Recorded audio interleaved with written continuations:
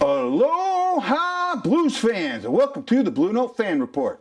I'm your host, Guy the Hawaii Blues fan, and this is the program that is by a fan, for the fans, and most definitely about you, the fans.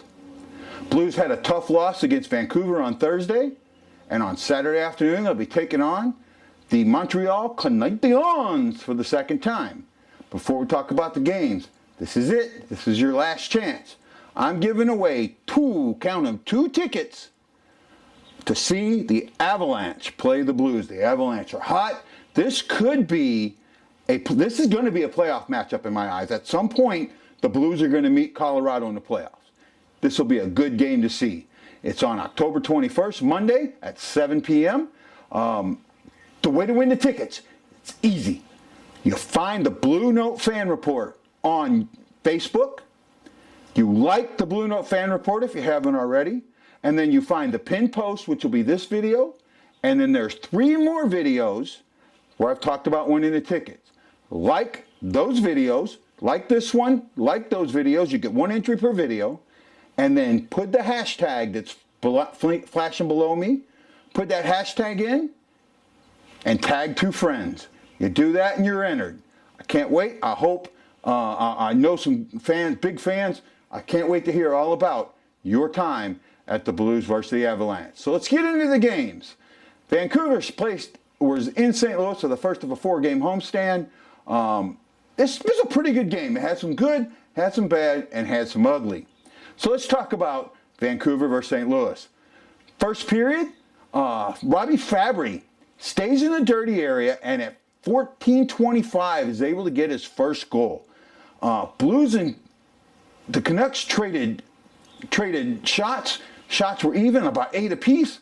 Fabry got the goal from Bozak and Steen. Moving into the second period, and right about the 2-minute mark, it got furious.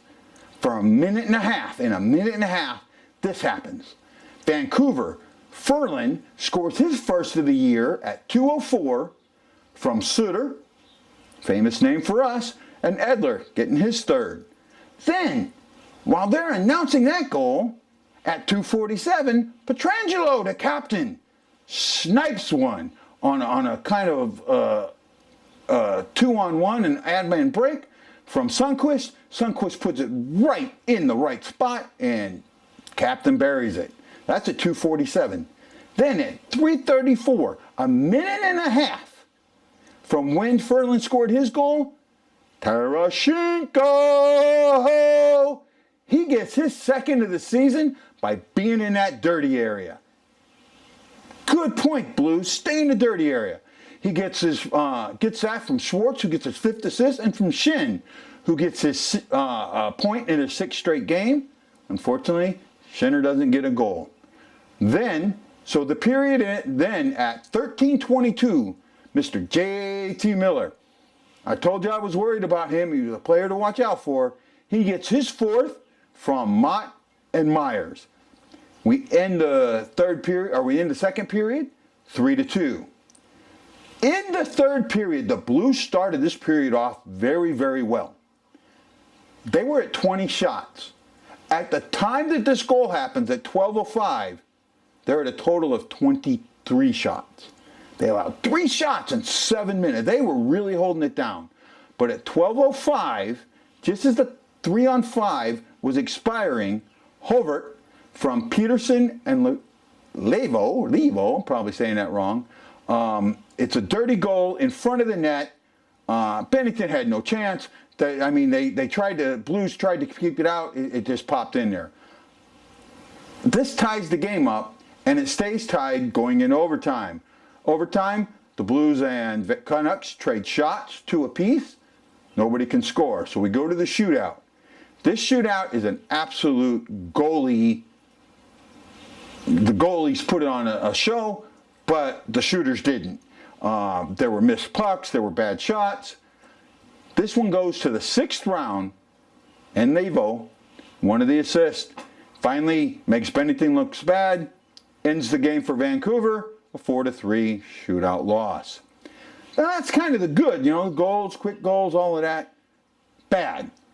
The bad was some of the play in the third period and allowing the shots. They ended up allowing 32 shots.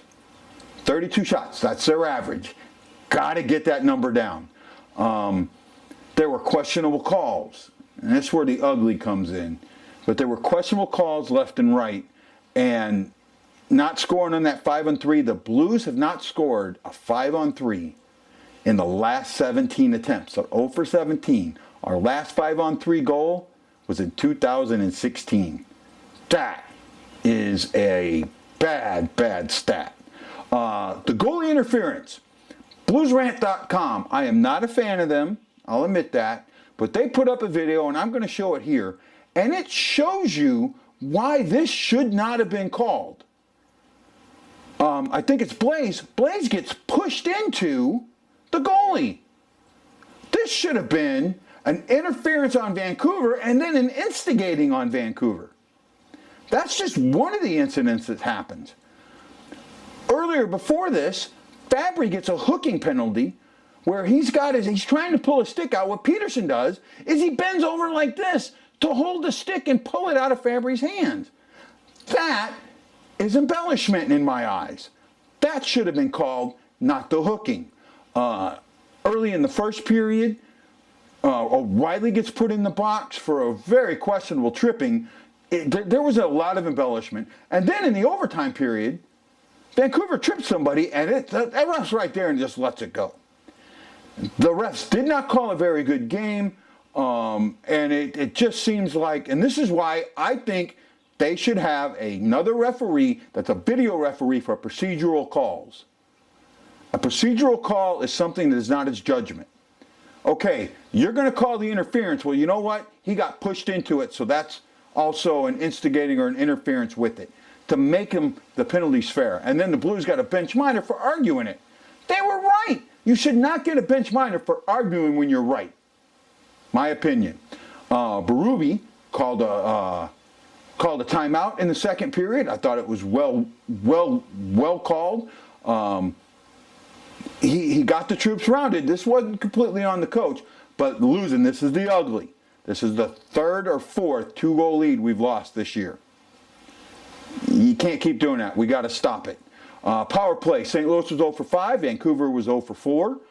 Shots, St. Louis took 37. That was good. Vancouver took 32. Denko was 34 at 37 for 919. And Bennington was 29 for 32 for 906. What's interesting is that's the exact same numbers he had against the Islanders. Saturday afternoon, morning my time, St. Louis will take on Montreal. This is the first time that we'll see a team for the second time. Last meeting, Montreal beat us 6-3. The third period, Montreal took over. Montreal is 3-2-2 with a goal differential of +2. They're allowing 3.29 goals per game. That's 19th in the league. Their power play is at 23.1, which is 10th. Their penalty kill is at 69.8. 69.8. That's 26th in the league, and that is something the Blues should be able to exploit. They're allowing 31.6 shots per game, which is 15th.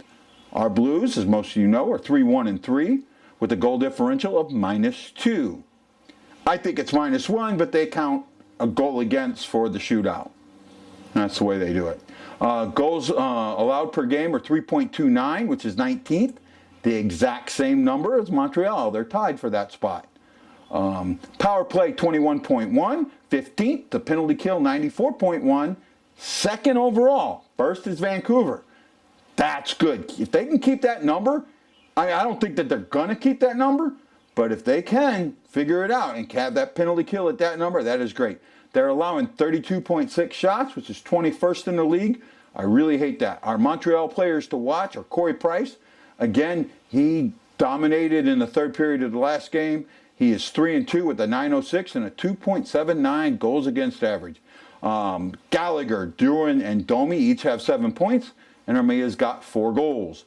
I like this matchup. I think after having the 3 losses that they've had, the 2 overtime losses, and then the regular loss to Montreal, that the Blues are going to figure this out. I'm calling for a win, and I'm calling for a good win. 5-1. Book it. Don't forget, 2 tickets. 2 tickets are yours. Like the Blue Note Fan Report. Like this video. Put the hashtag in there. Share it with 2 friends. That's all you got to do. Fan of the game. Fan of the game. I got a really special fan of the game. My fan of the game is Reed Williams. Reed Williams is new to the Blue Note Fan Report and the Hawaii Blues fan clan. Reed put some posts in, showed some of his memorabilia. Reed is 42 years old, and he was born with spina bifida. That's a disease that makes you kind of crouch over. He can't walk. He's in a wheelchair, same as Allison. They're friends, by the way. He is a huge Blues fan. This guy's had 45 surgeries in his lifetime, but he's been lucky enough to meet Brett Hull and other players. Dude, you're a great fan of the game. Reed, thank you for being my fan of the game. Tats. Tattoo. This is hot. This tattoo is on Josh Hesterberg. It was done by Jonathan Jansky at the St. Louis Tattoo Company.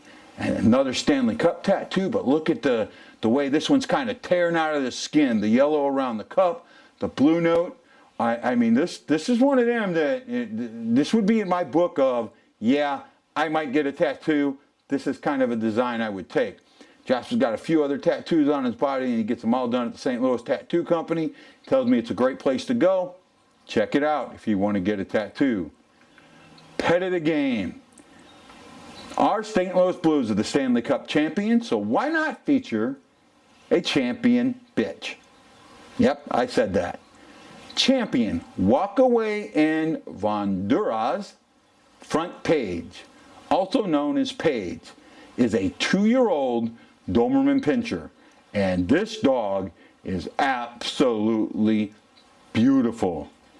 You see her here. She has been shown by Karen Fox, but this beautiful dog is owned by our own, the moderator and our founder of the group, St. Louis Blues Stanley Cup, our St. Louis Blues season ticket holders, Julie Ladd. Julie and her mother.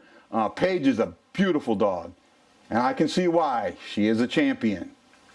Well, guys, I'm trying to make the show a little bit shorter. I put some posts in, and you guys have responded with some very, very good criticism and suggestions, and I'm taking them all to heart. This is Guy, the Hawaii Blues fan, who is bleeding blue with you, but I'm not the only one, am I? My name is Jackson, Hawaii Blues fan, and we're bleeding blue with you. That's right, buddy. Let's go Blues.